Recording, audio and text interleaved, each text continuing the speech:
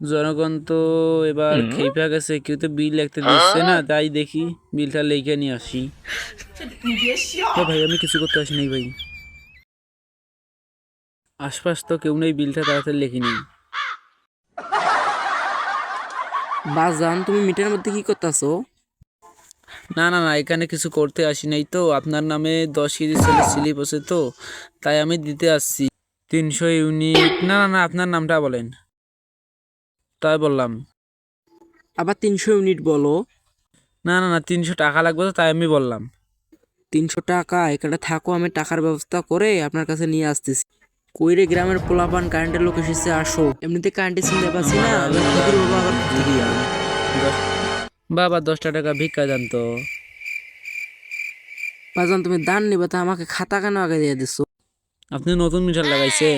এই বেটা তুমি মিটারের ভাই কি দেখো আবার? তুমি না ফকির, আবার দেখতেছো? 300 ইউনিট? এবার তুমি না পাঁচ না না না, ইউনিট কি লাগতেছো? মাইসে কতটুক চাল দেয় তো, তা আমি এখানে হিসাব করি পরে বলি। এমনি ফাজলিমি করো, ফকিরের বেশ নিয়ে কারেন্টের বিল লিখতে এসেছো? এবার আমাকে সাকসেসফুল হতেই হবে। এবার কানার বেশ নিয়ে যাই, দেখি কি বলে।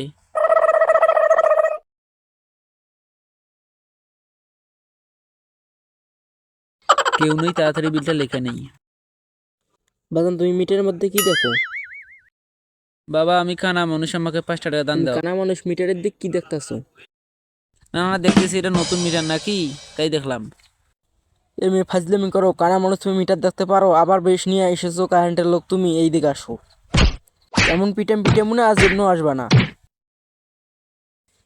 বারবার বেটারা রূপ ধারণ করে বিল লিখতে নিয়ে যাও, এবার তুমি আসছো, এবার আসো, তোমার এই সুপারি গাছে ঢোলাই দেবো। এসেছো রূপ ধারণ করে? এই আমার কি মিয়া লাগে? কারেন্টে চিনতে পারছি না তুমি ঈদের দাওয়াত দিতে এসেছো?